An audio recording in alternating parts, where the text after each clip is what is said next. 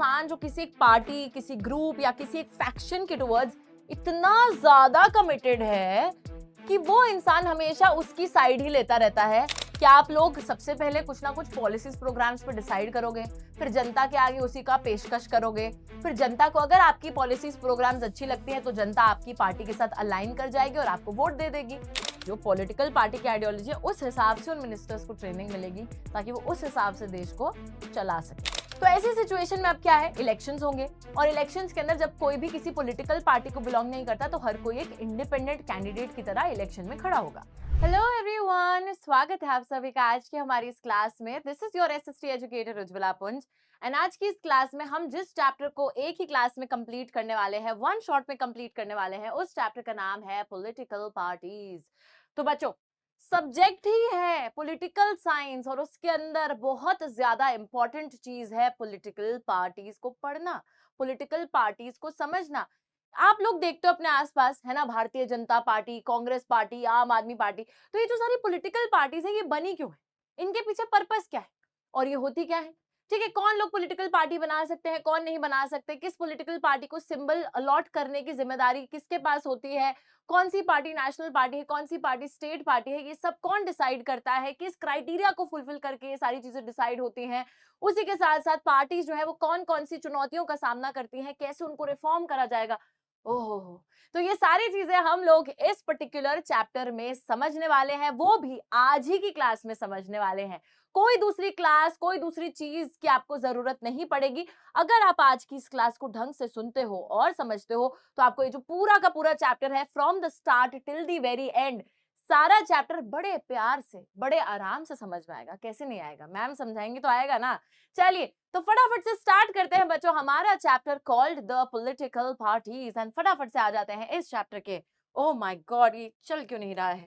चलो तो इसको लगाते हैं, प्लग इन करते हैं, प्लग इन। चलो देखते हैं बच्चों पॉलिटिकल पार्टीज की हमारी कहानी को। बढ़िया से कलर का पेन लेते हैं, ब्लू पे ब्लू कैसे चलेगा मैम? चलो ठीक है, व्हाइट। व्हाइट तो कलर भी नहीं होता ढंग का। चलो येलो ही, येलो या ऑरेंज। ओके चलिए, ओके बच्चों, सबसे पहले बात आती है why do we need political parties, है ना? हमें पॉलिटिकल पार्टीज की जरूरत क्यों है? क्या बिना पॉलिटिकल पार्टीज के देश नहीं चल सकता? क्या बिना पॉलिटिकल पार्टीज के हम जी नहीं सकते? तो चलिए इस क्वेश्चन का आंसर देते हैं। Political parties are easily one of the most visible institutions in a democracy, and at the same time, this visibility does not mean popularity. They have become identified with social and political divisions. यार देखो, एक देश के अंदर ना लोगों को शायद ये नहीं पता होगा कि उस देश में डेमोक्रेसी क्या है, फेडरलिज्म क्या है ना, जुडिशरी क्या है, एग्जीक्यूटिव क्या है, लेजिस्लेचर क्या है। ये सारी टर्मिनोलॉजी हर किसी को नहीं पता होगी। जो लोग बचपन से सिविक्स पढ़ रहे हैं उनको पता है, लेकिन आप किसी गांव से गांव में, छोटे से छोटे शहर में चले जाओगे ना, वहां पे हर कोई पॉलिटिकल पार्टीज को जरूर जानता होगा। जो फेमस पॉलिटिकल पार्टीज है उनको सब लोग जानते होंगे, उनके नेताओं को सब लोग जानते होंगे। तो इस तरीके से बोला गया है कि पॉलिटिकल पार्टी सबसे ज्यादा विजिबल चीज होती है, जो लोगों को दिखती है, जिसके बारे में लोग जानते हैं। एक डेमोक्रेसी के अंदर लोगों को शायद इतना कुछ नहीं पता पॉलिटिक्स के बारे में, लेकिन हाँ, हर कोई नेताओं के बारे में जानता है, हर कोई पॉलिटिकल पार्टी के बारे में जानता है। पर this visibility does not mean popularity. ये नहीं है कि लोग जानते हैं तो लोग तारीफों के पुल बांधते चले जा रहे हैं कि अरे वाह, ये जो नेता है क्या ही काम कर रहे हैं देश के लिए। ऐसा कुछ नहीं होता है, बल्कि बच्चों इसका बिल्कुल उल्टा होता है। लोग जब भी पॉलिटिकल पार्टीज की बात करेंगे तो कुछ ना कुछ क्रिटिसाइज ही करेंगे वो उनको, यानी कि कुछ बुराई करने के लिए ही बात होगी। जैसे कि अरे हमारे तो यहाँ पे पानी नहीं आया है 3 दिन से, ये इससे पक्का इस नेता की वजह से हुआ है, ये जो सरकार बनी है ना इन लोगों ने ऐसा करा है। इस तरीके से बात करेंगे लोग। अरे सड़कें जो हैं यहाँ टूटी पड़ी हैं, ये जो है सरकार की वजह से हो रहा है, ये जो है इस पॉलिटिकल पार्टी की वजह से हो रहा है। इस तरीके से ब्लेम गेम खेलते हैं लोग। मतलब हर चीज जो गलत हो रही है, अगर कोई भी चीज गलत हो रही है तो उस चीज को वो ब्लेम कर देते हैं पॉलिटिकल पार्टीज पे। तभी बोला गया है कि ऑल्दो विजिबल है लेकिन पॉपुलर भी है, बट गलत सेंस में पॉपुलर है ना। लोग सिर्फ उनको क्रिटिसाइज करने के लिए उनका नाम लेते हैं। साथ ही में they have become identified with social and political divisions. बच्चों बहुत बारी जो सपोर्टर्स होते हैं पॉलिटिकल पार्टीज के, उनकी वजह से देखा जाता है कि समाज में विभाजन क्रिएट हो रहा है। जैसे कोई एक पॉलिटिकल पार्टी को जो लोग फॉलो करते हैं वो एक अलग सेक्शन ऑफ सोसाइटी बन जाते हैं, जो किसी दूसरी को फॉलो करते हैं वो एक अलग सेक्शन बन जाते हैं, उनके बीच में एक दरार पैदा होने लग जाती है, राइट? तो वो डिविजन्स जो हैं समाज के अंदर वो क्रिएट किए जा रहे हैं पॉलिटिकल पार्टीज द्वारा, उनके सपोर्टर्स द्वारा। ऑल राइट, अब समझते हैं कि एक पार्टी होती क्या है। ये तो एक बेसिक इंट्रोडक्शन था। अभी समझते हैं बच्चे कि एक पार्टी होती क्या है। यहाँ वो वाली पार्टी नहीं हो रही कि where is the party tonight. यहाँ पर पार्टी है political party. Political party is actually a group of people who have come together to contest elections and hold power in the government. तो पॉलिटिकल पार्टी क्या होती है बच्चों? Simple तीन चीजें हैं। लोगों का एक ग्रुप है, लोगों का एक समूह है जो साथ में आया है। क्यों साथ में आया है?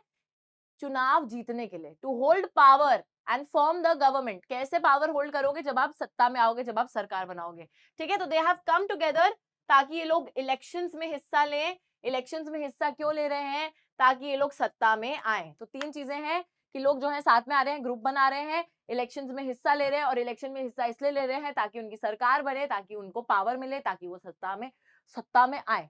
Okay, this is the main definition of a political party. क्या होती है पार्टी? यही बात है बस। उसी के साथ एक पार्टी के जो लोग होते हैं वो कुछ पॉलिसीज और प्रोग्राम्स पे एग्री करते हैं, पूरे समाज के लिए कुछ पॉलिसियां बनाते हैं, प्रोग्राम बनाते हैं ताकि सभी का भला कर सके। But they try to persuade people why their policies are better than the others। उसी के साथ बच्चों ये जो भी पॉलिसी या प्रोग्राम बनाते हैं, ये इस सोच के साथ बनाते हैं कि अब हम इससे लोगों को कन्विंस करेंगे कि ये पॉलिसीज या प्रोग्राम्स बाकी पार्टी से बेहतर क्यों हैं, कि हमारी पार्टी जो आपको ऑफर कर रही है, हमारी पार्टी जिस चीज की बात कर रही है कि हम ये कर देंगे या वो कर देंगे, तो ये सारी चीजें बाकी पार्टी से बेटर क्यों है? क्यों करा जा रहा है ये सब? क्योंकि हमें वोट जीतने हैं, हमें पावर में आना है। सिंपल सी बात है, ठीक है? तो कुछ पॉलिसीज प्रोग्राम्स बनाएगी वो party with a view to promote collective good, की लोगों का वो भला कर सके, और फिर उसी व्यू के साथ में वो लोगों के आगे उसको पेशकश करेंगे कि देखिए हम देश के लिए ये करेंगे, वो करेंगे, आपके लिए ये करेंगे, वो करेंगे।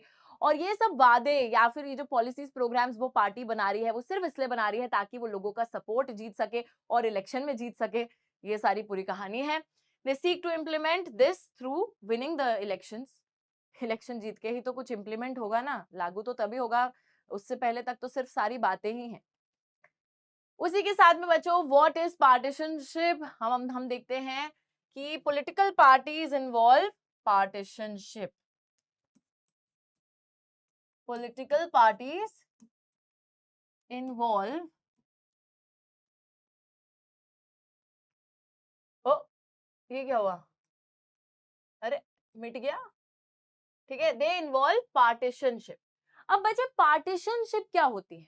पार्टीशनशिप मैम कोई नाव का नाम तो नहीं है, शिप यहाँ बोल दिया है ना? लेकिन नहीं बच्चे, पार्टीशनशिप का मतलब होता है, मैं आपको समझाती हूँ व्हाट इज पार्टीशनशिप।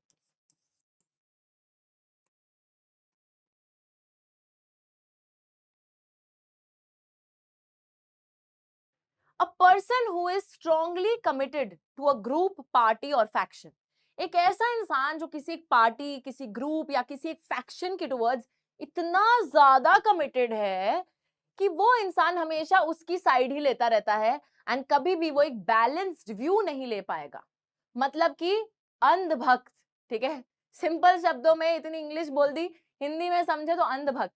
मतलब आप किसी एक पार्टी के टुवर्ड्स इतना ज्यादा कमिटेड हो, उसके भक्त बन चुके हो कि आप हमेशा उस पार्टी की ही साइड लोगे, चाहे वो कुछ गलत करे, चाहे वो कुछ सही करे, आप हमेशा उन्हीं की साइड लेते रहोगे। एंड कभी भी अब क्या होगा, साइड तो लेते रहोगे, गलत में भी साइड लोगे, सही में भी साइड लोगे, तो इससे क्या होगा, थोड़ा सा गलत हो जाएगा कि अगर कोई दूसरी पार्टी कुछ अच्छा करने की कोशिश भी करेगी तो आप उस चीज को कभी मानोगे नहीं, आप कहोगे अरे नहीं ये तो करप्ट ही हैं, इनसे कुछ ठीक नहीं हो सकता है, ठीक है? क्योंकि आपके लिए आपकी पार्टी सबसे पहले आती है, बाकी सारी चीजें बाद में आती हैं, ठीक है? आप हमेशा एक साइड ही लेते रहोगे, देन दैट एक्चुअली मीन्स कि you are unable to take a balanced view. आप कभी भी ये नहीं देख पाओगे कि सही क्या है, गलत क्या है। हो सकता है कि आप जिस पार्टी को सपोर्ट करते हैं वो कुछ गलत भी कर रही है, तो आप वो भी नहीं देख पाओगे, आप अपनी आंखों पे पट्टी बांध लोगे, नहीं नहीं ये कुछ गलत नहीं कर सकते, ये सब सही कर रहे हैं और बाकी सब जो है वो गलत कर रहे हैं, ठीक है? तो that is the tendency of partisanship, where you are strongly committed to a party, group और फैक्शन, एंड दैट मीन्स कि आप एक साइड लोगे and you are unable to take a balanced view on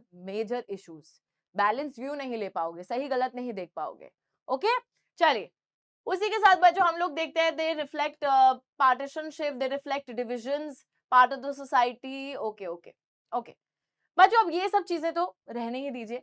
यहाँ पर यही बोला जा रहा है कि पार्टी जो है एक तरीके से फंडामेंटल पॉलिटिकल डिविजन्स क्रिएट कर देती है। लोग जो सपोर्टर होते हैं उनके बीच में डिविजन्स क्रिएट हो जाते हैं, एक पार्टी के सपोर्टर अलग, दूसरे के अलग, है ना, ऐसे डिवाइड क्रिएट हो जाता है, जैसे मैंने स्टार्टिंग में बताया था। ये जो है सोसाइटी का ही हिस्सा है, और एक तरीके से कौन सी पॉलिसीज वो पार्टी सपोर्ट करती है, कौन किस ग्रुप के इंटरेस्ट्स को वो जो है एक तरीके से अपहोल्ड करती है, उससे वो पार्टी जानी जाती है। साथ ही में पार्टी के 3 हिस्से होते हैं, 3 कंपोनेंट्स होते हैं। एक होते हैं लीडर्स, एक होते हैं एक्टिव मेंबर्स, और तीसरे होते हैं फॉलोअर्स। अब किसी भी पार्टी में आप देखो, पार्टी में सबसे टॉप पे, टॉप मोस्ट पोजीशन पे होंगे उसके लीडर्स, है ना। तो लीडर्स की जब हम बात करेंगे तो लीडर्स जो है टॉप मोस्ट पोजीशन पे होंगे, जो सबसे कम होंगे नंबर्स में। जैसे अगर बीजेपी की बात करें तो नरेंद्र मोदी है, अमित शाह है, ये सारे लोग लीडर्स बन जाएंगे पार्टी के।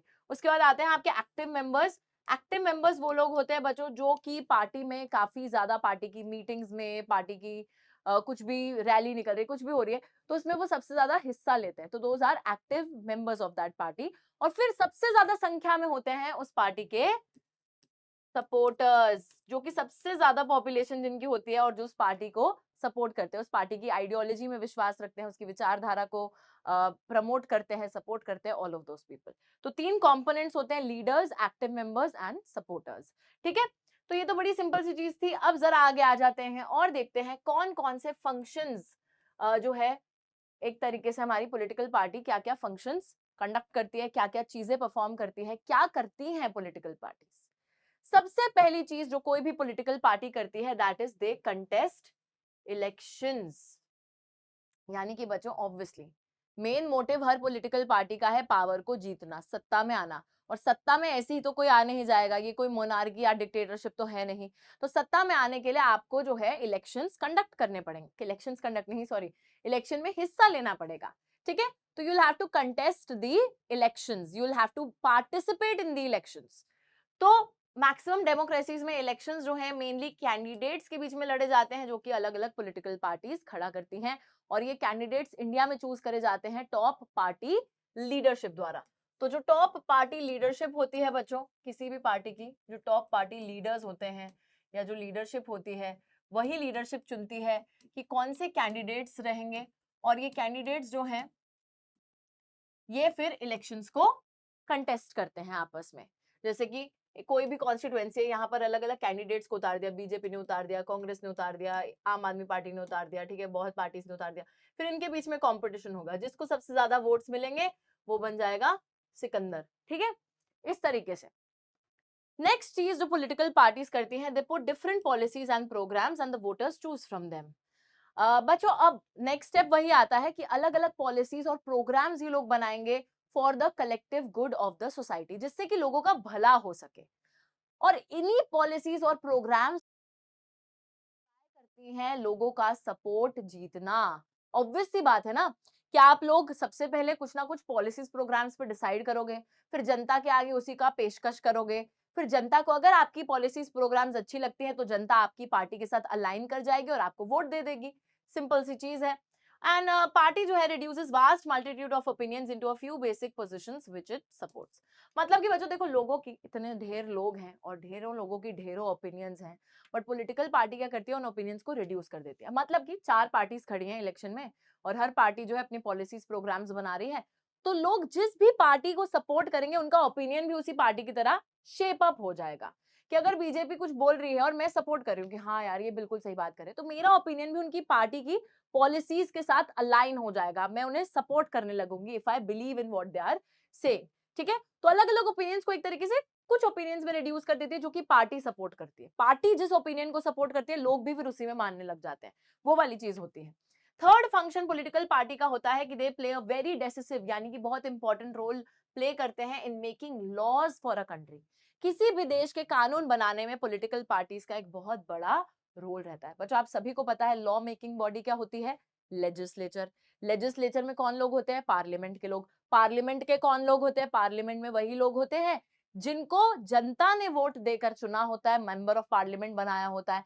अब ये जो लोग हैं मेंबर ऑफ पार्लियामेंट, ये सारे लोग किसी ना किसी पॉलिटिकल पार्टी को बिलोंग करते हैं। That is why we are saying कि पॉलिटिकल पार्टीज का एक बहुत मेजर रोल रहता है, because the people who are actually making laws are part of some or the other political party, right? तो उन लोगों का ही तो रोल है देश के लिए कानून बनाने में। नेक्स्ट आता है, they form and run the government. Big policy decisions taken by political executive that comes from political parties. Parties recruit leaders, train them, then make them ministers to run the government in the way that they want. बच्चों next चीज बहुत ज्यादा important है। एक ये पता नहीं टिक के साथ क्या प्रॉब्लम है, ऐसे मारती हूँ ये आधा आधा रुक क्यों जाता है, अभी पूरा हो गया, दिल पे लग गई इसके बाद, है ना? अच्छा बच्चों, अब जिस भी पार्टी के कैंडिडेट्स मेजॉरिटी में जीत जाएंगे, है ना, जिस भी पार्टी को मेजॉरिटी सीट्स मिल जाएंगी पार्लियामेंट के अंदर, वो पार्टी सरकार बना लेगी। ठीक है, तो सरकार बनाएगी, सरकार चलाएगी। कौन करता है? ये पॉलिटिकल पार्टीज करती हैं। उसी के साथ बड़े बड़े पॉलिसी डिसीजंस पॉलिटिकल एग्जीक्यूटिव द्वारा ही लिए जाते हैं, जो कि पॉलिटिकल पार्टीज के ही तो लोग हैं। आपके जो पॉलिटिकल एग्जीक्यूटिव है बच्चों, जो आपके कैबिनेट मिनिस्टर्स हैं, आपके जो प्राइम मिनिस्टर हैं, ये सारे लोग पॉलिटिकल पार्टी के ही तो लोग हैं, और यही लोग आपके देश के लिए मेजर डिसीजंस ले रहे हैं। पार्टीज जो है रीडर्स कह रही हूँ लीडर्स को रिक्रूट करती है, ठीक है, उनको जो है काम पे रखेगी, उनको ट्रेनिंग देगी, और फिर उन्हीं को ही मिनिस्टर्स बनाएगी, ताकि वो सरकार को चला सके जिस तरीके से पॉलिटिकल पार्टीज चाहती है। जो पॉलिटिकल पार्टी की आइडियोलॉजी है उस हिसाब से उन मिनिस्टर्स को ट्रेनिंग मिलेगी, ताकि वो उस हिसाब से देश को चला सके। ऑलराइट, चलो जी, नेक्स्ट फंक्शन आता है कि parties that lose in the elections play the role of the opposition to the parties in power by voicing different views and criticising the government for its failures, wrong policies, mobilise opposition to the government. अब ये नहीं है कि जो election हार गया है वो इंसान ऐसे रो रहा है बैठकर पार्लियामेंट में, तो इलेक्शन हार गए, ऐसा नहीं होता है। ठीक है बच्चों, जो भी इलेक्शन हार गया अब वो पार्टी बन जाएगी ऑपोजिशन पार्टी। ठीक है, और ऑपोजिशन पार्टी का एक बहुत अहम रोल होता है कि ऑपोजिशन पार्टी को जो है नजर रखनी होती है रूलिंग पार्टी पर। जो पार्टी जीती है उस पर नजर रखनी होती है ऑपोजिशन पार्टी को, एंड जो भी गलतियां रूलिंग पार्टी अगर कर रही है तो सबसे पहले ऑपोजिशन पार्टी उसको पॉइंट आउट करेगी, एंड कहीं ना कहीं रूलिंग पार्टी की गलतियों को हाईलाइट करके उन पे एक चेक रखकर ऑपोजिशन पार्टी अपने लिए सपोर्ट बढ़ा सकती है, अपने लिए सपोर्ट को मोबिलाइज कर सकती है, कि अगले इलेक्शन में हो सकता है कि ऑपोजिशन पार्टी भी जीत जाए, कि अगर उसका सपोर्ट बेस इतना स्ट्रांग बन जाए। तो ऑपोजिशन का काम यही होता है कि वो लोग क्रिटिसाइज करते हैं गवर्नमेंट को, अपने ओपिनियंस आगे रखते हैं, गवर्नमेंट की अगर कोई रॉन्ग पॉलिसीज होती है, कोई फेलियर होता है, तो उसको हाईलाइट करती हैं ऑपोजिशन पार्टीज, एंड अपने लिए सपोर्ट मोबिलाइज करती हैं, अपने लिए समर्थन जो है उसको और मजबूत बनाती हैं ऑपोजिशन में बैठकर। उसी के साथ दे shape up public opinion. Political parties जो है लोगों के ओपिनियंस को आकार देते हैं, लोगों की सोच को आकार देते हैं। Raise highlight issues, sometimes launch movements for the resolution of the problems faced by the people. तो बच्चों जाहिर सी बात है, देखिए अब अगर कोई पार्टी बोलती है कि हमें ना एक तरीके से कुछ लॉ लाने की बात करती है, या कुछ कोई एक चीज की बात करती है, तो आप लोगों को भी शायद लगने लगे कि हाँ ये जो बात है बिल्कुल सही है, तो आपका ओपिनियन क्या है उस पार्टी के हिसाब से शेप अप होता रहेगा ऐसे ही। ठीक है, वो आपके ओपिनियंस को शेप अप करती रहेंगी if you start aligning with the policies that they talk about. उसी के साथ पॉलिटिकल पार्टीज बहुत सारे जो मुद्दे चल रहे होते हैं समाज के अंदर उनको हाईलाइट करती हैं, और जागरूकता लोगों के अंदर फैलाते हैं कि देखो ये भी गलत हो रहा है, वो भी गलत हो रहा है, and if people agree they will start supporting them. उसी के साथ हाईलाइट कर रही हैं, इश्यूज को रेज कर रही हैं, साथ ही में बहुत बारी पॉलिटिकल पार्टीज आंदोलन भी लॉन्च कर देती हैं, ताकि लोगों की जो भी दिक्कतें लोग फेस कर रहे हैं उसको रिजॉल्व करने के लिए, ठीक है, उसको रिजॉल्व करने के लिए।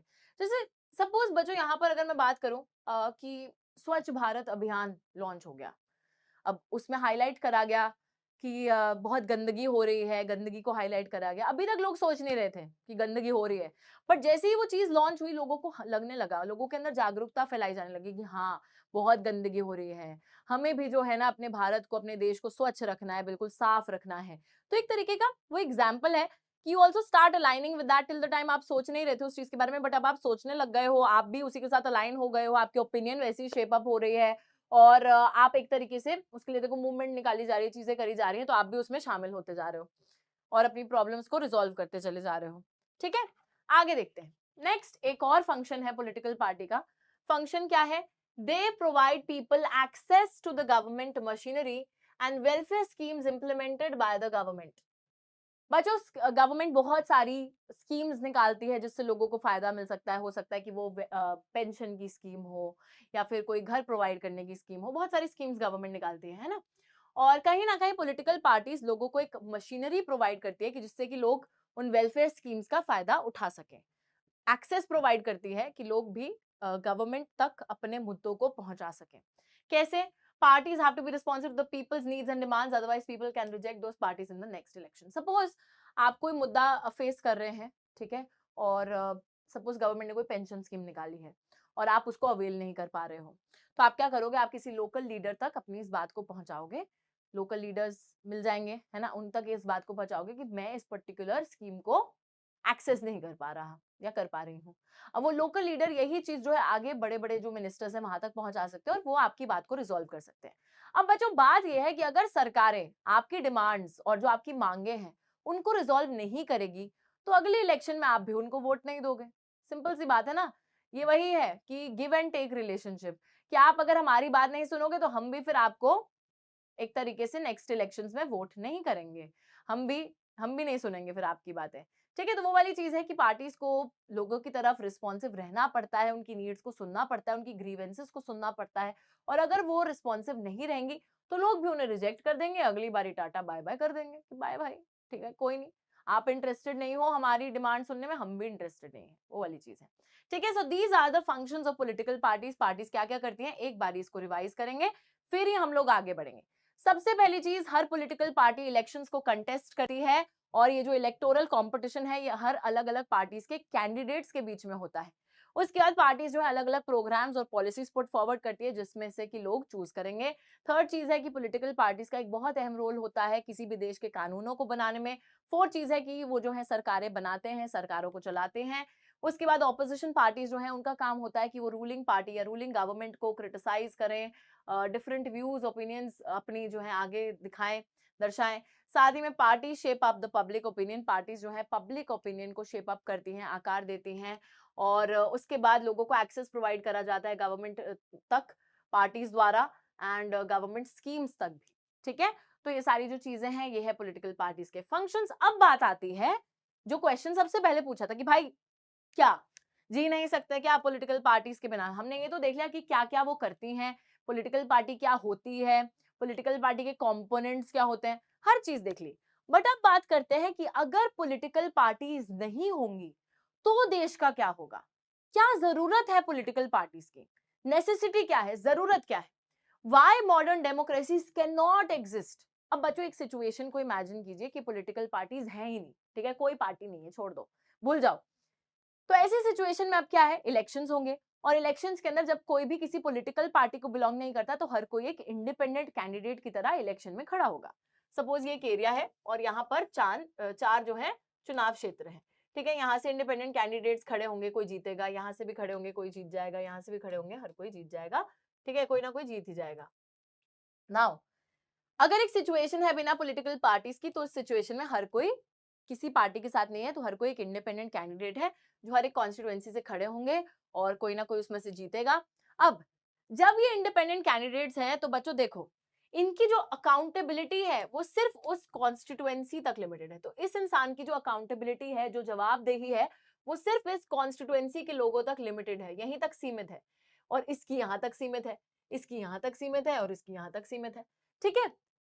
तो कोई भी देश के अंदर मेजर या यूनिफॉर्म डिसीजन नहीं आ पाएगा। पूरे देश के अंदर कोई सरकार नहीं बन रही है, साथ ही में सरकार नहीं बन रही, तो देश के लिए जो कोई मेजर या यूनिफॉर्म डिसीजन लेना हो कि पूरे देश में जो सेम डिसीजंस आते हैं, या कोई बहुत बड़ा नतीजा लेना हो, फॉरेन अफेयर्स से रिलेटेड, डिफेंस से रिलेटेड, बैंकिंग से रिलेटेड, कम्युनिकेशन से रिलेटेड, कोई भी ऐसा मेजर डिसीजन आप नहीं ले पाओगे क्योंकि कोई सरकार एग्जिस्ट ही नहीं करती है। हर इंडिपेंडेंट कैंडिडेट सिर्फ अपनी कॉन्स्टिट्यूएंसी तक ही सीमित है। देश से किसी का कोई लेना देना नहीं है, देश में कोई मेजर डिसीजन नहीं आ रहा है, देश में कोई एक तरीके से यूनिफॉर्म डिसीजन नहीं आ पा रहा है, कोई भी देश चलाने के लिए रिस्पॉन्सिबल नहीं है। हर कोई बस एक उस लिमिटेड एरिया के लिए रिस्पॉन्सिबल है। No one is responsible to run the country. तो गलत हो गया, है ना?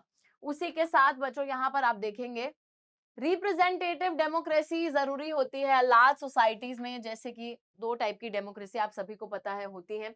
एक डेमोक्रेसी होती है, एक डेमोक्रेसी होती है जो कि होती है डायरेक्ट डेमोक्रेसी और एक डेमोक्रेसी होती है जो कि होती है रिप्रेजेंटेटिव डेमोक्रेसी। अब जो डायरेक्ट डेमोक्रेसी होती है, डायरेक्ट डेमोक्रेसी के अंदर बेसिकली होता क्या है कि सारे लोग बैठकर देश का हर नतीजा मिलकर लेते हैं। अब हमारे देश में क्या ऐसी चीज पॉसिबल है? It is not at all possible, because firstly हर किसी के पास उतना समय नहीं है, हर किसी के पास उतनी नॉलेज नहीं है, और हर कोई इतना इंटरेस्टेड भी नहीं है। ठीक है, तो ना नॉलेज है, ना समय है, ना हर कोई इतना इंटरेस्टेड है। इस वजह से direct democracy in large societies is totally impossible. साथ ही में बच्चों, इस वजह से हमारे देश एक रिप्रेजेंटेटिव डेमोक्रेसी है, जहां पर लोग अपने प्रतिनिधियों को, अपने रिप्रेजेंटेटिव्स को चूज करते हैं, and in turn those representatives rule on behalf of the people. Representatives जो होते हैं वो लोगों के बिहाफ पे शासन करते हैं, रूल करते हैं, सारी पावर लोगों ने उनको दी है। तो हमारा देश एक रिप्रेजेंटेटिव डेमोक्रेसी है, और लार्ज सोसाइटी में एक रिप्रेजेंटेटिव डेमोक्रेसी ही चल सकती है, डायरेक्ट डेमोक्रेसी नहीं चल सकती। पॉलिटिकल पार्टीज बहुत सारे रिप्रेजेंटेटिव्स को साथ में लाती है ताकि एक रिस्पॉन्सिबल गवर्नमेंट को बनाया जा सके। साथ ही बच्चों, गवर्नमेंट को रिस्ट्रेन करा जाता है, पॉलिसीज बनाई जाती है, जस्टिफाई करा जाता है, अपोज करा जाता है। साथ ही में अब ये नहीं है कि एक सरकार बन गई है सिर्फ उतना ही काफी है। सरकार बनने के साथ साथ आपको ऑपोजिशन भी चाहिए, ताकि उस गवर्नमेंट के एक्शंस पर एक रिस्ट्रेन लगे। गवर्नमेंट को क्रिटिसाइज करने के लिए भी कोई होना चाहिए, ये नहीं कि गवर्नमेंट कुछ भी करती चली जा रही है। तो उसको रिस्ट्रेन करने के लिए भी हमें पॉलिटिकल पार्टीज की जरूरत है। हमें पॉलिटिकल पार्टीज की जरूरत है पॉलिसीज बनाने के लिए। हमें पॉलिटिकल पार्टीज की जरूरत है उन पॉलिसीज को जस्टिफाई करने के लिए, या फिर उसको अपोज करने के लिए। That is why we can say that parties are a very necessary condition for a democracy. बिना पार्टीज के एक लोकतंत्र नहीं चल सकता। इतनी सारी आर्ग्यूमेंट दे दी, ठीक है। तो क्या क्या आर्ग्यूमेंट दे दी? हमें जो है बच्चों पॉलिटिकल पार्टीज चाहिए, बिकॉज अगर इंडिपेंडेंट कैंडिडेट्स होंगे तो देश में कोई मेजर या यूनिफॉर्म डिसीजन नहीं आ पाएगा। उसी के साथ साथ हम लोग देखते हैं कि कोई ना कोई तो चाहिए जो पॉलिसी बनाए, गवर्नमेंट को रिस्ट्रेन करे, जस्टिफाई करे, पॉलिसीज को अपोज करे, ठीक है, और एक रिस्पॉन्सिबल गवर्नमेंट को बना सके। This is the entire thing. Okay, now यहां तक आई होप आप लोगों को ना कुछ कुछ बातें समझ में आई होंगी। मैं बताती हूँ क्या। यहां तक अगर मैं थोड़ा सा आपको समराइज करके दिखाऊं, तो हमने यहाँ पे बात करी है, we have talked about political parties, ठीक है।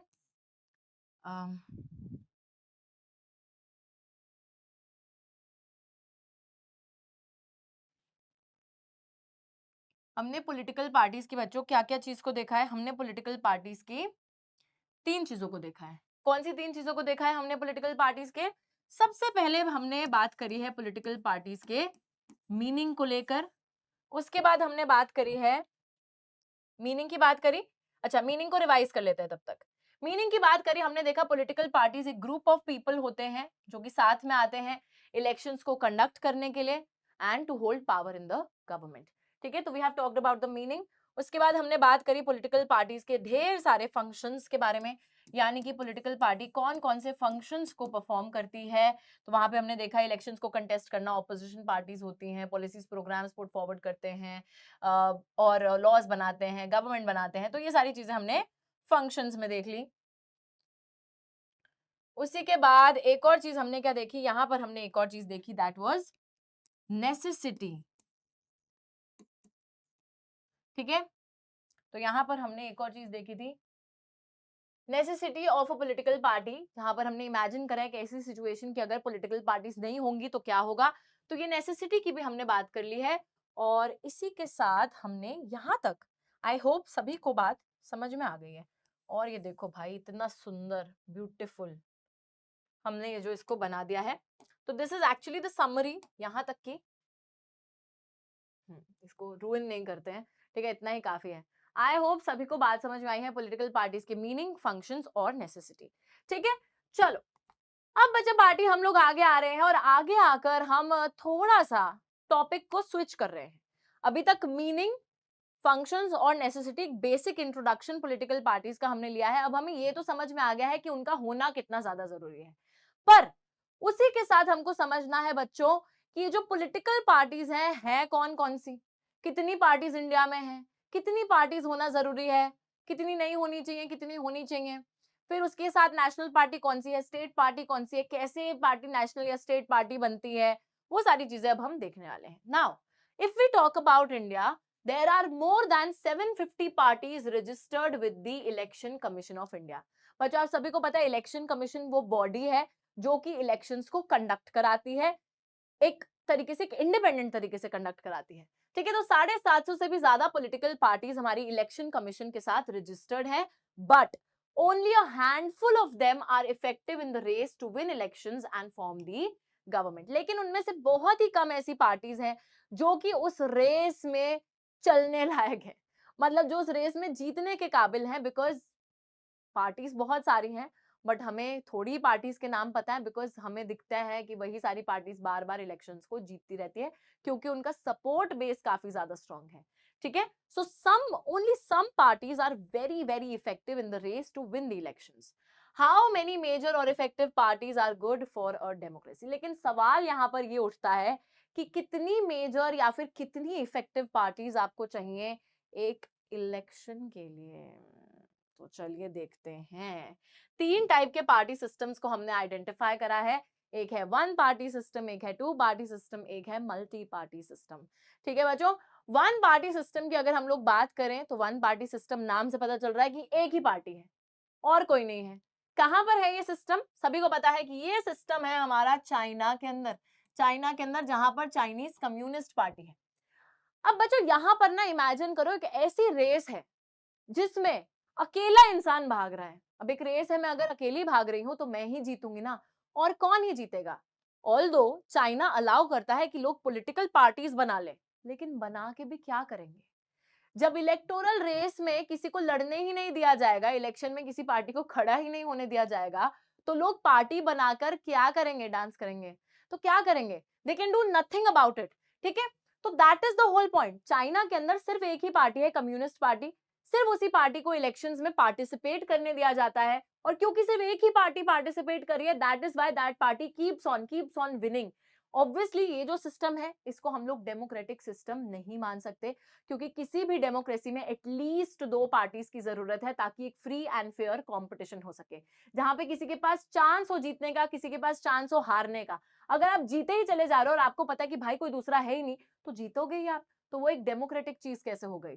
ठीक है, तो चाइना का ये जो सिस्टम है, ठीक है मान लेते हैं इनके हिसाब से अच्छा होगा, but it is not a democratic system. Next is a two party system. अब टू पार्टी सिस्टम को ना लोग इंडिया का भी सिस्टम समझ बैठते हैं, पर मैं आपको डिफरेंस समझाऊंगी।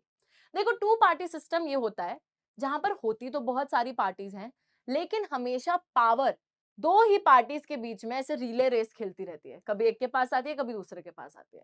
अब लोगों को लगता है कि मैम इंडिया में भी तो बीजेपी या कांग्रेस के बीच में पावर बदलती रहती है और तो कोई तीसरी पार्टी हमें दिखती नहीं है, मेजर पार्टी या इफेक्टिव पार्टी, बट ऐसा नहीं है बच्चों।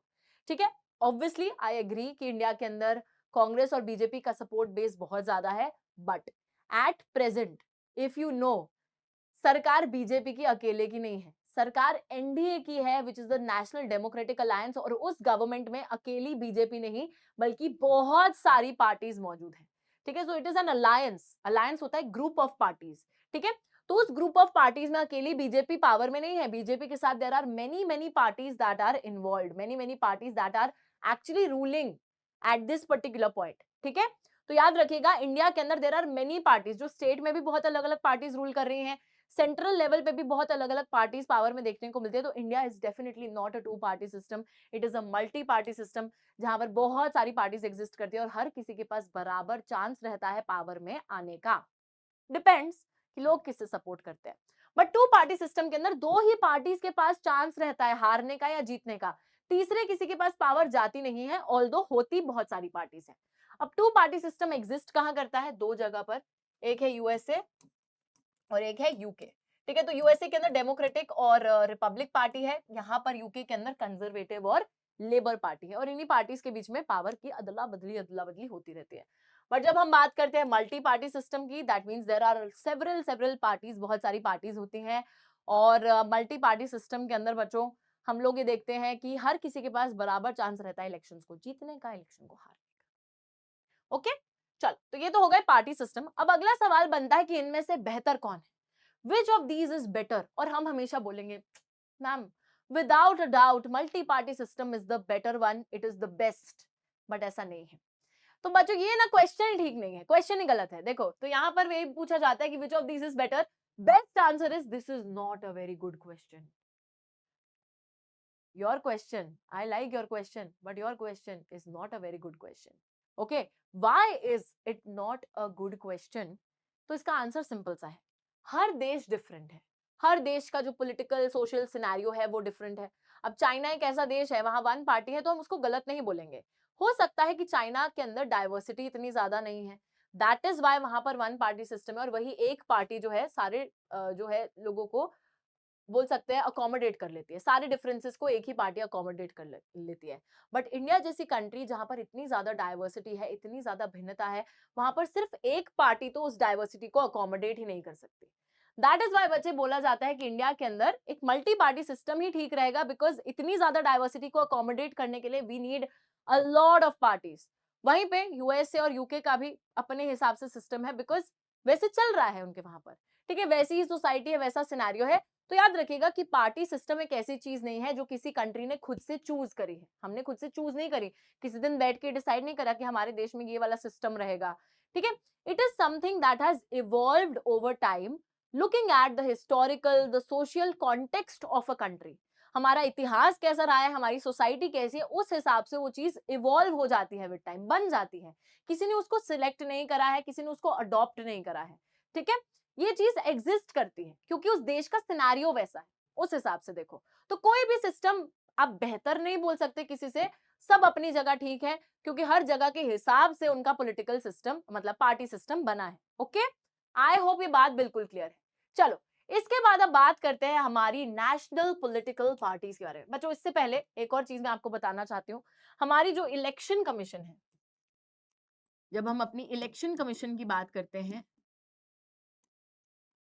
तो ये जो इलेक्शन कमीशन है ना, ये काम क्या करती है, ये एक तरीके से पूरा इलेक्शंस को कंडक्ट कराती है from the start till the very and, जब तक इलेक्शन खत्म नहीं होते. And this is an independent commission, बिल्कुल इंडिपेंडेंट होती है, किसी के दबाव में नहीं है ना, और बिल्कुल फ्रीली ये जो है इलेक्शंस को कंडक्ट कराती है. उसी के साथ इलेक्शन कमीशन की एक और जिम्मेदारी होती है कि ये कुछ पार्टीज को रिकॉग्नाइज्ड पॉलिटिकल पार्टीज का दर्जा देती है.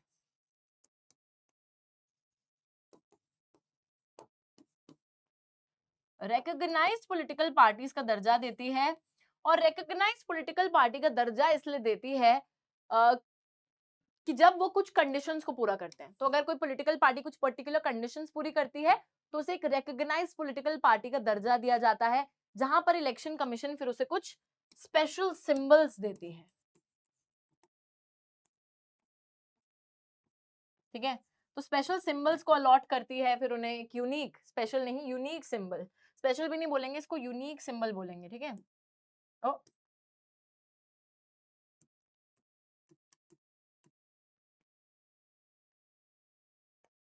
जैसे कि कांग्रेस पार्टी का सिंबल हम बोले हाथ वाला सिंबल है, भारतीय जनता पार्टी का कमल का सिंबल है.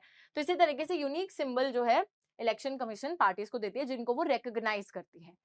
नाउ बच्चे, कोई भी पार्टी एक नेशनल लेवल पॉलिटिकल पार्टी कैसे बनती है, उसके लिए उसको एक क्राइटेरिया पूरा करना पड़ता है. ऐसे ही नहीं, ऐसे ही नहीं बोल सकते आप कि हमारी पार्टी अब नेशनल पार्टी बन गई है. ठीक है, कल को हम लोग अपनी पॉलिटिकल पार्टी बनाना चाहें, आप बच्चे और मैं मिलकर, तो हमें क्या करना पड़ेगा एक नेशनल पार्टी बनने के लिए. तो चलो देखते हैं, कुछ कंडीशन है, इसको ध्यान से समझते हैं. थोड़ा कंफ्यूजिंग लगता है ये, बट इसको बहुत इजीली समझेंगे. Party that secures at least 6% of the total votes in the Lok Sabha elections or assembly elections in 4 states. तो या तो 6% वोट्स ले आओ लोकसभा इलेक्शन में. ठीक है, लोकसभा के इलेक्शन में या तो 6% वोट ले आओ, या फिर 6% वोट ले आओ इन assembly election, assembly elections of 4 states. ठीक है, किन्हीं भी 4 राज्यों में असेंबली इलेक्शंस में 6% वोट्स ले आओ. बट एक चीज जो आपको करनी ही पड़ेगी, which is compulsory, that is to win at least 4 seats in Lok Sabha.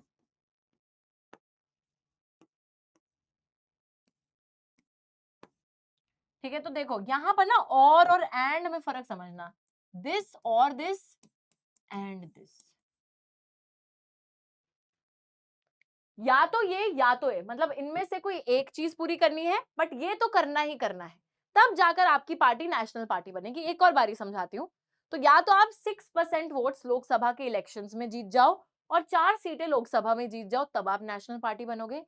या फिर 6% वोट्स किसी भी 4 राज्यों के assembly election, suppose Haryana, Punjab, Gujarat, Rajasthan, ये 4 स्टेट्स में आप मिनिमम 6-6% वोट्स वहां के स्टेट असेंबली इलेक्शंस में जीतते हो।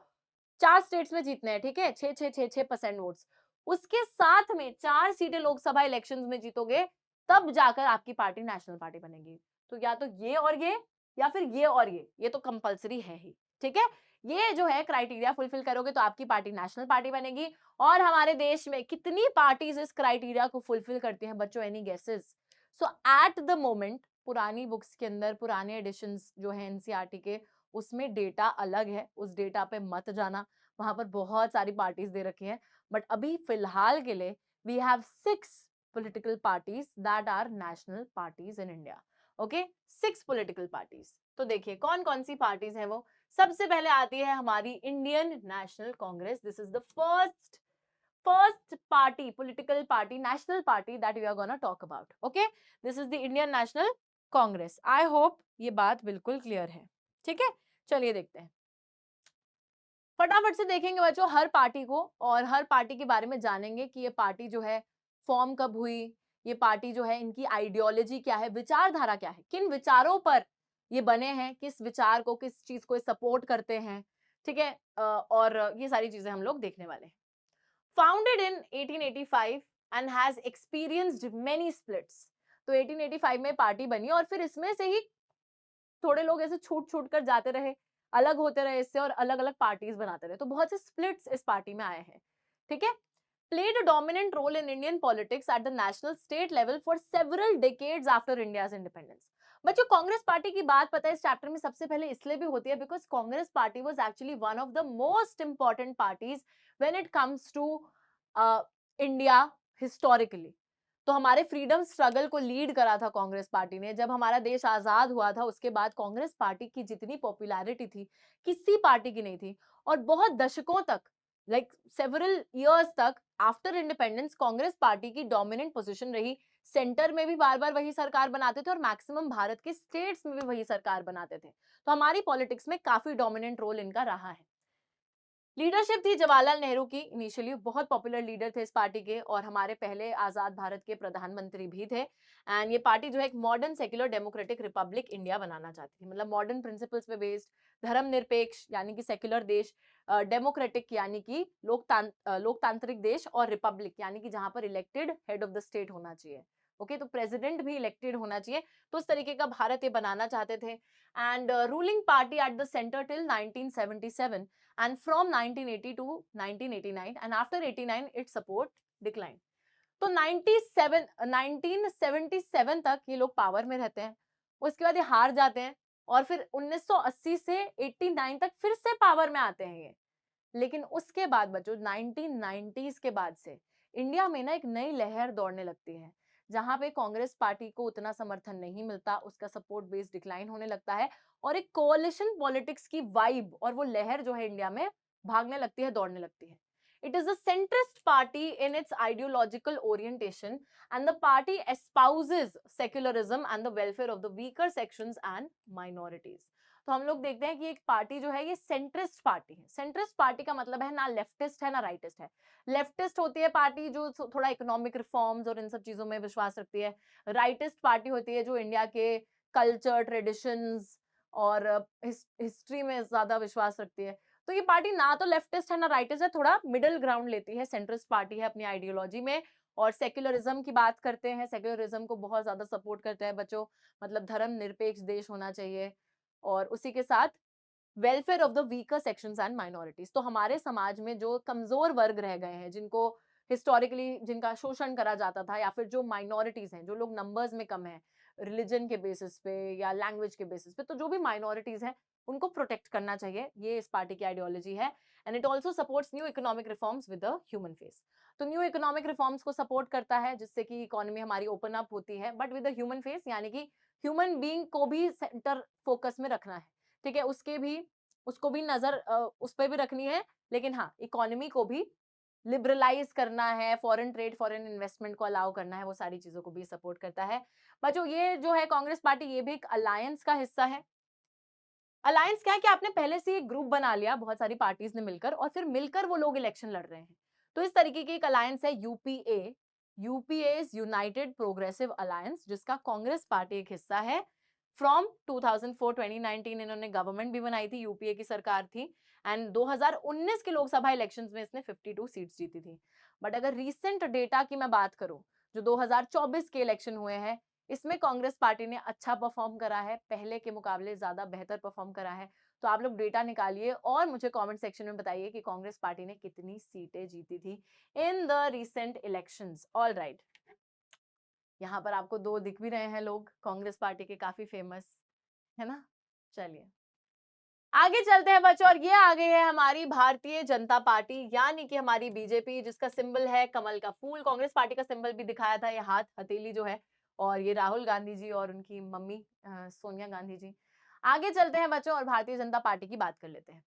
बीजेपी की बात करें तो 1980 में ये पार्टी बनी थी bye reviving the erstwhile Bharatiya Jana Sangh, which was founded by Shyama Prasad Mukherjee in 1951। तो यार इसकी रूट्स ट्रेस बैक करी जा सकती हैं फ्रॉम भारतीय जनसंघ। भारतीय जनसंघ एक पार्टी थी जो कि बनाई गई थी श्यामा प्रसाद मुखर्जी द्वारा 1951 में, और फिर भारतीय जनसंघ को ही एक तरीके से रिवाइव रिवाइव मतलब फिर से आकार देकर एक नई पार्टी बना दी गई थी, which was known as the Bharatiya Janata party 1980 में। तो ये पार्टी बनी है 1980 में।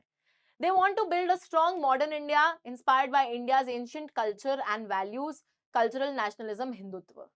बच्चों अब यहाँ पर देखो, ये जो पार्टी है इसकी जो आइडियोलॉजी है, इसकी जो विचारधारा है, थोड़ी सी राइटिस्ट है। मतलब इंडिया के कल्चर ट्रेडिशंस, ये जो हिस्ट्री है उसमें विश्वास रखते हैं, उसको अपहोल्ड करने की कोशिश कर रही है। तो ये ना एक स्ट्रॉन्ग मॉडर्न इंडिया बनाना चाहते हैं, मजबूत मॉडर्न प्रिंसिपल्स पे बेस्ड भारत बनाना चाहते हैं, लेकिन they are inspired by India's ancient culture and values. Bharat का जो इतिहास रहा है, भारत की जो संस्कृति रही है, उसको बहुत ज्यादा ये लोग मानते हैं, और उसी पे ही ये इंडिया मतलब चाहते हैं कि वही प्रिंसिपल्स वगैरह चलते रहे, वो सारी चीजें होनी चाहिए, एम्बाइब करनी चाहिए। साथ ही में they also believe in cultural nationalism which is Hindutva. अब बहुत से लोग हिंदुत्व को हिंदुइज्म समझते हैं, बट ऐसा नहीं है बच्चों। हिंदुत्व का मतलब, हिंदुत्व एक ऐसी आइडियोलॉजी है जो ये मानता है कि हिंदुस्तान जो भारत देश है, इसका जो पुराना कल्चर रहा है, उस कल्चर पे सोसाइटी बेस्ड होनी चाहिए। मतलब वो संस्कृति खोनी नहीं चाहिए, वो संस्कृति अभी भी रहनी चाहिए। तो जो हिंदुस्तान का पुराना कल्चर है, हिंदुत्व उसी चीज का नाम है, ठीक है। तो हिंदुत्व को प्रमोट करते हैं। Cultural nationalism that is your, कि आपकी संस्कृति है और उसके बेसिस पे जो राष्ट्रवाद की आप बात करते हो, तो वो सारी चीजें कि संस्कृति को अपहोल्ड करके रखना है। ये चाहती थी party full territorial political integration of JNK with India. तो बच्चों आप सभी को पता है कि जम्मू एंड कश्मीर को एक स्पेशल प्रिविलेज मिल रखी थी, स्पेशल स्टेटस मिल रखा था through the article 370 of the Indian constitution. और इस आर्टिकल के हिसाब से जेएनके के इंटरनल अफेयर्स में कोई इंटरफेयर नहीं कर सकता था, उनका खुद का झंडा होता था, और कोई भी लॉ जो सेंट्रल लेवल पे बनता था वो वहां पे तभी एप्लीकेबल होता था जब वहां की स्टेट लेजिस्लेचर उस पर रजामंदी देती थी, और कोई भी इंसान वहां प्रॉपर्टी नहीं खरीद सकता था, ये सारी चीजें नहीं हो सकती थी। तो एक स्पेशल स्टेटस था जेएनके के पास में। लेकिन बीजेपी ने बोल रखा था कि उनकी आइडियोलॉजी है, उनकी आइडियोलॉजी का एक हिस्सा है कि वो चाहते हैं कि जेएनके की जो स्पेशल स्टेटस है हट जाए, ताकि जेएनके फुल्ली इंटीग्रेट हो जाए with the rest of India, बाकी स्टेट्स के साथ इंटीग्रेट हो जाए। अभी वो एक तरीके से अलूफ है, अलग है बाकी सबसे, ठीक है। और इन्होंने करके भी दिखाया है, पावर में जब ये आए थे तो इन्होंने जेएनके का वो जो स्पेशल स्टेटस था आर्टिकल 370 उसको हटा दिया। उसी के साथ ही बच्चों हम लोग देखते हैं कि यूनिफॉर्म सिविल कोड ये लाना चाहते हैं for all the people. Uniform civil code का मतलब होता है कि जैसे अभी क्या है, हर धर्म के कुछ लॉज होते हैं, मैरिज से रिलेटेड, डाइवोर्स से रिलेटेड, और है ना पर्सनल फैमिली लॉज जिनको बोला जाता है। तो वो सारे जो लॉज होते हैं अलग अलग धर्मों के, ये चाहते हैं कि एक जैसे लॉज हो, हर धर्म के जो फैमिली लॉज है वो एक जैसे होने चाहिए ऑल ओवर द कंट्री। तो यूनिफॉर्म सिविल कोड ये लाना चाहते हैं इरिस्पेक्टिव ऑफ रिलीजन। साथ ही में they also believe in ban on religious convergence. धर्म परिवर्तन नहीं होना चाहिए, ठीक है, धर्म परिवर्तन नहीं होना चाहिए जबरदस्ती, और उस पे बैन लगाने की बात करते हैं। सपोर्ट बेस इनका 1990 में इंक्रीज हुआ था, 1990 के दशक में। Came to power in 98 as the leader of the NDA including several regional parties. और पहली बारी बीजेपी पावर में आई थी 1998 में। और कैसे आई थी? अलायंस के थ्रू आई थी, अकेले नहीं आई थी मेजोरिटी हासिल करके। तो जो इनका भी ग्रुप बन रखा है बच्चों, अलायंस, जिसमें और भी पार्टीज हैं, बहुत सी क्षेत्रीय यानी कि रीजनल पार्टीज हैं, उस ग्रुप का नाम है एनडीए यानी कि नेशनल डेमोक्रेटिक अलायंस। ओके, तो एनडीए का हिस्सा बनकर ये 98 में पावर में आए थे, लार्जेस्ट पार्टी बनी थी 303 सीट्स के साथ 2019 के लोकसभा इलेक्शंस के टाइम पर। करंटली एनडीए गवर्नमेंट ही सेंटर में है और अभी भी 2024 में भी बच्चों एनडीए गवर्नमेंट ही जीती है। और बीजेपी ऑल्दो एक्सपेक्ट कर रही थी इस बारी, है ना, इस बार 400 पार का नारा लगा रहे थे वो लोग, उनका इलेक्शन कैंपेन इसी उस पे चल रहा था, बट उतनी सीटें तो नहीं ला पाए थे। बट कितनी सीटें लाए थे मुझे आप बताएंगे कि 2024 के इलेक्शंस में एनडीए ने टोटल कितनी सीटें जीती और बीजेपी ने अकेले कितनी सीटें जीती। ठीक है, तो दिस इज योर होमवर्क, आप लोग मेरे को कमेंट्स में बताओगे। चलो, तो ये रहे मोदी जी, ये रहे अमित शाह जी, और ये रहा हमारा कमल का सिंबल इस पार्टी का। आगे बढ़ते हैं, थर्ड हमारी जो है नेशनल पार्टी पे जाते हैं। Third national party is our communist party of India, Marxist, CPI M. अब ये सीपीआई-एम क्यों है बच्चों? पहले के सिलेबस में तो एक सीपीआई भी होती थी और सीपीआई-एम भी होती थी, बट अभी सिर्फ सीपीआई-एम रह गई, because communist party of India जो है it has lost the status of being a national party. Party तो है बट नेशनल पार्टी नहीं है अब। ठीक है, तो सीपीआई-एम जो है उसी कम्युनिस्ट पार्टी से निकलकर स्प्लिट होकर एक नई पार्टी बनी थी 64 में। तो ये वही ईयर था जब सीपीआई से लोग निकले थे और इन्होंने एक अलग पार्टी सीपीआई-एम बना ली थी। तो ऑब्वियसली क्योंकि पार्टी के नाम में ही मार्क्सिस्ट लगा है और इसी तरीके का इनका सिंबल भी है, तो ये मार्क्सिज्म लेनिनिज्म में विश्वास रखते हैं। बच्चों, आप सभी को पता है मार्क्सिज्म और लेनिनिज्म की आइडियोलॉजी हमने 9th क्लास सोशलिज्म के चैप्टर में पढ़ी थी, जहां पर मार्क्स और लेनिन यही बोलते थे कि कैपिटलिस्ट सोसाइटी का अंत होना चाहिए। और वो अंत कैसे होगा? जब हमारी जो वर्कर्स हैं वो उनको टेक ओवर कर लेंगे, क्लासलेस स्टेटलेस सोसाइटी बना लेंगे। तो ये बेसिकली उसी चीज में विश्वास रखते हैं मार्क्स और लेनिन की आइडियोलॉजी में। सोशलिज्म को सपोर्ट करते हैं, यानी कि सोशली ओन्ड होने चाहिए सारे रिसोर्सेज। सेक्युलरिज्म, धर्म निरपेक्षता को सपोर्ट करते हैं, लोकतंत्र को सपोर्ट करते हैं, लेकिन उसी के साथ इंपीरियलिज्म और कम्युनलिज्म को अपोज करते हैं। तो धर्म के नाम पर जो राजनीति होती है, कम्युनलिज्म, उसके बिल्कुल खिलाफ है और इंपीरियलिज्म के भी बिल्कुल खिलाफ है। इंपीरियलिज्म आप सभी को पता है कि जैसे जो फॉरेन पावर्स आकर कॉलोनाइज करती रहती थी बाकी कंट्रीज को, तो उस इंपीरियलिज्म और कम्युनलिज्म के बिल्कुल अगेंस्ट है। They accept democratic elections as a useful, helpful means for securing the objective of socio-economic justice.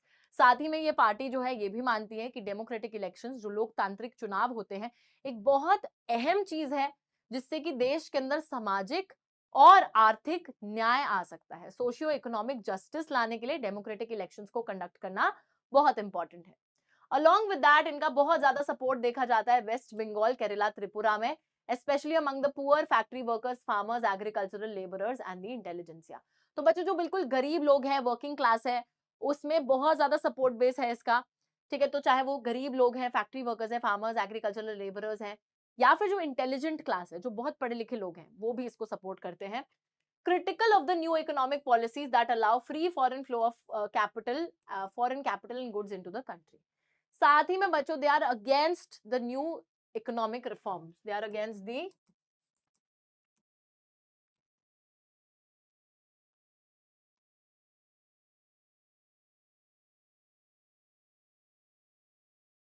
जो नए इकोनॉमिक रिफॉर्म्स लाए गए थे इकोनॉमी को लिबरलाइज करने के बाद, जिससे कि फॉरेन इन्वेस्टमेंट और ट्रेड को बिल्कुल ओपन अप कर दिया गया है कि लोग बाहर से आकर इन्वेस्ट कर सकते हैं हमारे देश में, या फिर जो है इंपोर्ट एक्सपोर्ट इजीली चल सकता है हमारे देश के साथ में बाकी कंट्रीज का, उसके बिल्कुल खिलाफ है। क्यों है ऐसा?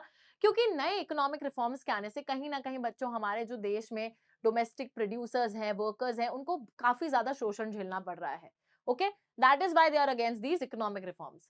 ये वेस्ट बंगाल में पावर में थे without a break for 34 years, लेकिन 2019 के इलेक्शंस में सिर्फ 1.75% वोट्स और 3 सीटें ही जीत पाए थे। और बट ठीक है, still they are a national level party.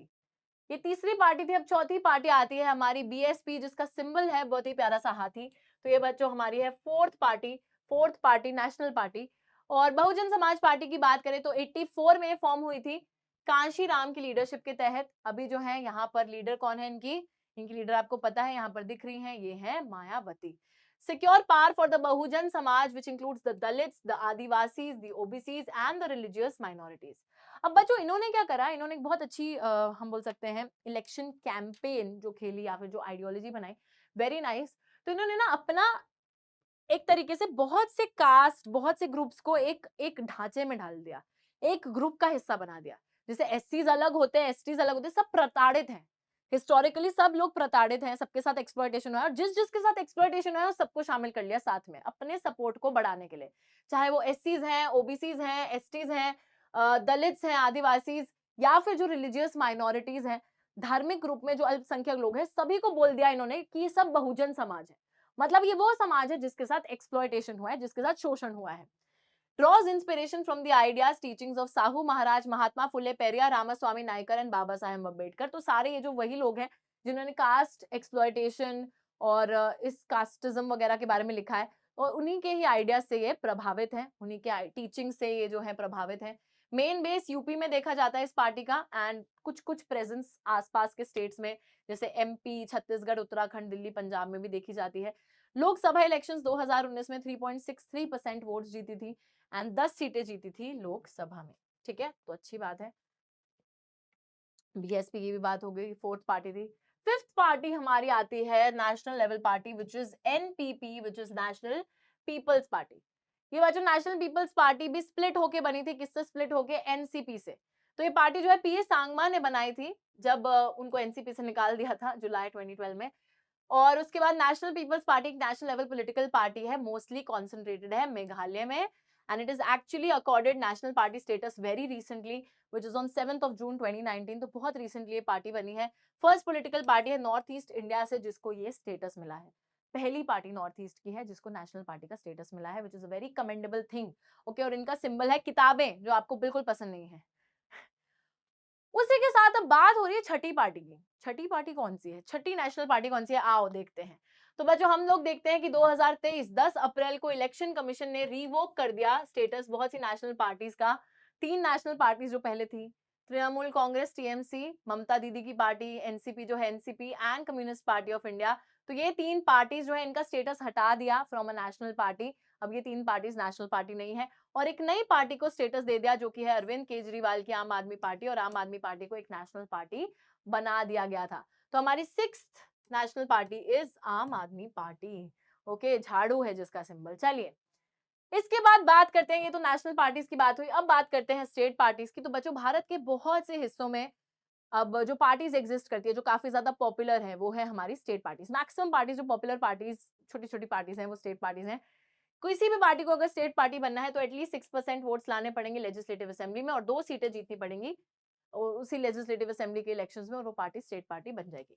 तो किसी भी स्टेट में जो लेजिस्लेटिव असेंबली है उसमें अगर 6% वोट्स और 2 सीटें जीत जाती है वो पार्टी मिनिमम, तो वो पार्टी एक स्टेट पार्टी बन जाती है। जैसे कि बहुत सारी पार्टीज है, समाजवादी पार्टी है, शिवसेना है आपकी, ये सारी आरजेडी वगैरह है। तो ये सारी बच्चों आपकी स्टेट पार्टीज कहलाएंगी। ओके, इनकी नेशनल लेवल पॉलिटिकल ऑर्गेनाइजेशन है और ये पार्टीज जो हैं हम लोग देखते हैं इनका नेशनल लेवल पॉलिटिकल ऑर्गेनाइजेशन है, बहुत से स्टेट्स में सक्सीड करी हैं। अपनी आइडियोलॉजी में नेशनल लेवल पे बात करते हैं बट स्टिल स्टेट पार्टी हैं क्योंकि क्वालिफाई नहीं करे अभी तक। तो मेजर पार्टीज कंट्री की स्टेट पार्टीज के द्वारा क्लासिफाइड करी जाती है इलेक्शन कमीशन के थ्रू। कॉमनली इनको रीजनल पार्टीज भी बोला जाता है क्योंकि सिर्फ एक क्षेत्र के अंदर ये थोड़ी ज्यादा पॉपुलर होती है।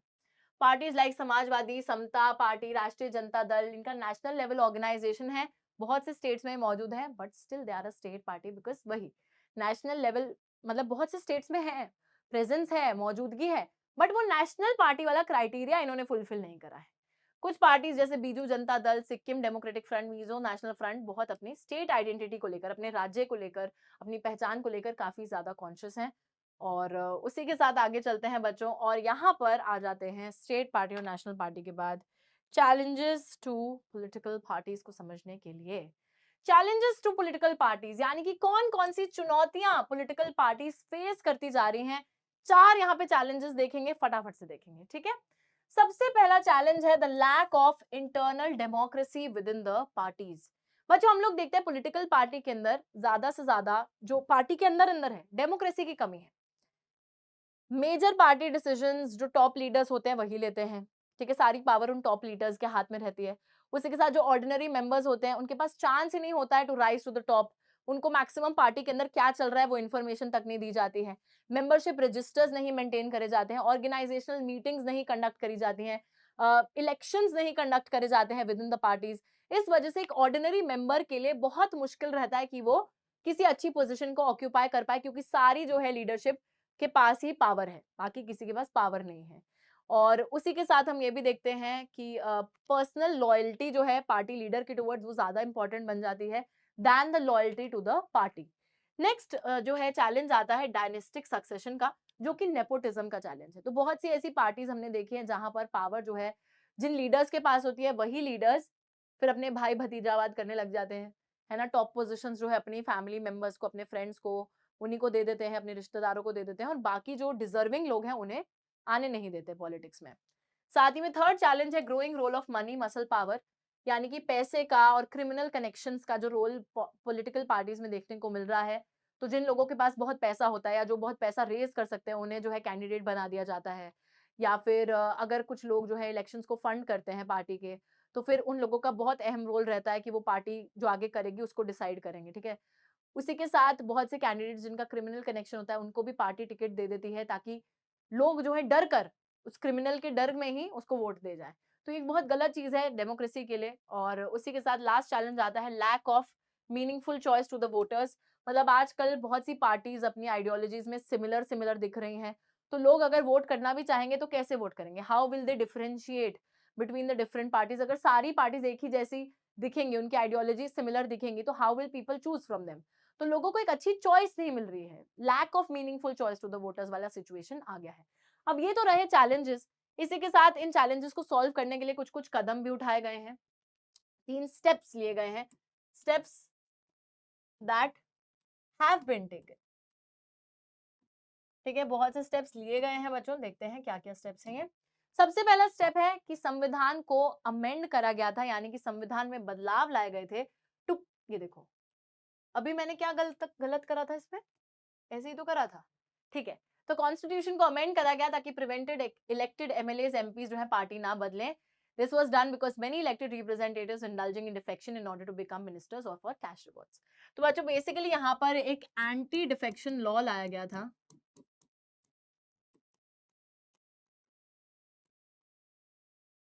डिफेक्शन होता क्या है, पहले इस चीज को समझते हैं। डिफेक्शन होता है जब कोई कैंडिडेट इलेक्शन में जीत गया है और उसके बाद वो अपनी पार्टी बदल लेता है, किसी दूसरी पार्टी में चला जाता है, लालच की वजह से। सपोज मैं इलेक्शन में जीत गई, मैं एमपी या एमएलए बन गई हूँ, और अब कोई दूसरी पार्टी के लोग मेरे पास आते हैं कि सर सर आप ना एक काम करो, आप हमारी पार्टी में आ जाओ, हम आपको ना ज्यादा पैसा देंगे, देखो हम आपको 5 लाख देंगे, या फिर पैसे का लालच देंगे, या फिर बोलेंगे अरे आप यहाँ पे तो इस मिनिस्टर पोजीशन पर ना, हम आपको और बड़ा मिनिस्टर बना देंगे।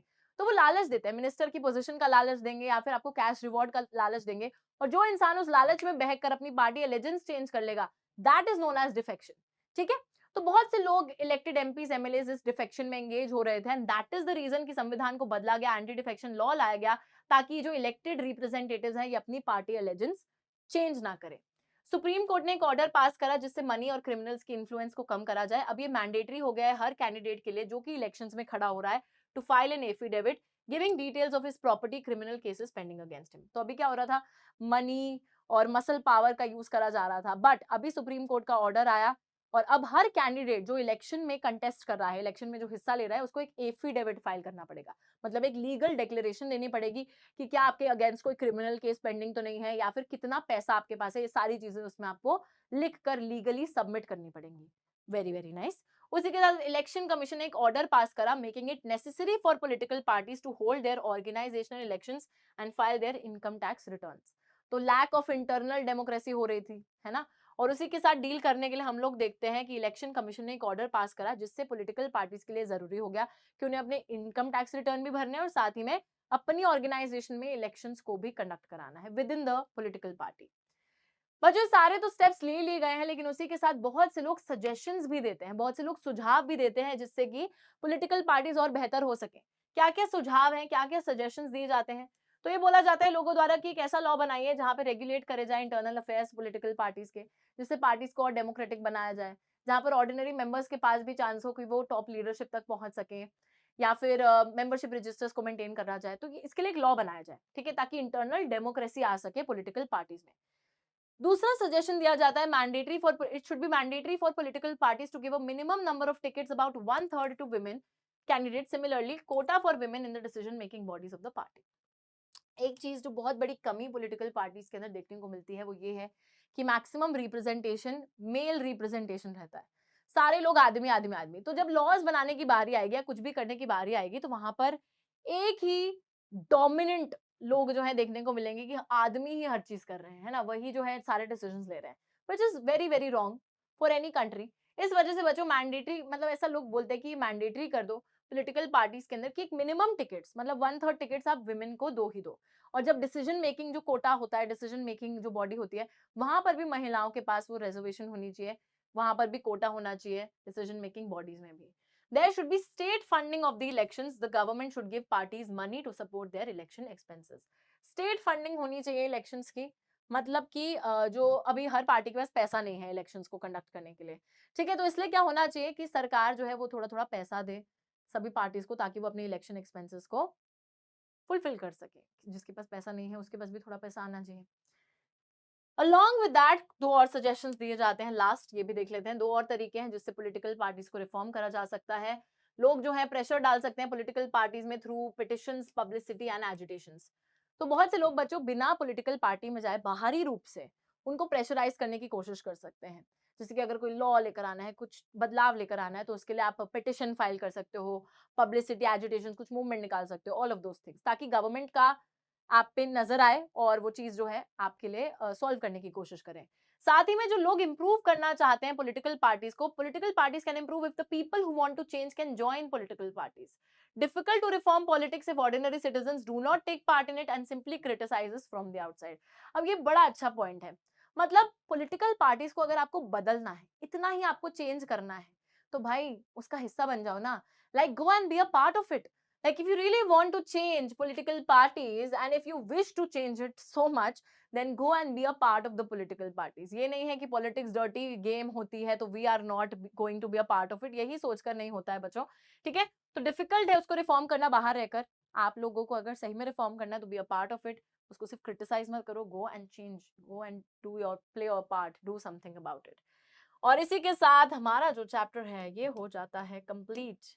अरे हाँ, तो बच्चों इसी के साथ थैंक यू बोलने की बारी आ गई है, क्योंकि आप लोग चैप्टर के यहाँ तक एंड तक आए हो, तो thank you thank you thank you so much. And also I think कि आप लोगों को अब पॉलिटिकल पार्टीज का पूरा चैप्टर तो क्लियर हो गया है, मीनिंग क्या है, फंक्शंस क्या है, नेसेसिटी क्या है, साथ ही में पॉलिटिकल पार्टीज जो है कौन सा party system, one party, two party, multi party system, वो भी हमने देख लिया है। उसी के साथ रिकॉग्नाइज पॉलिटिकल पार्टीज की बात करी, national level party, state level party कैसे बनेंगे, चैलेंजेस क्या है, रिफॉर्म्स क्या है।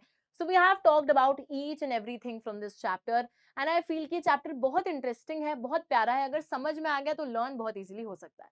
तो अब आप लोगों का काम यही है कि आपने क्लास तो अटेंड कर ली है, इसके नोट्स बनाइए, इस चैप्टर को लर्न कीजिए and I will see you guys in the next class with a new chapter. तब तक के लिए take care and bye bye guys.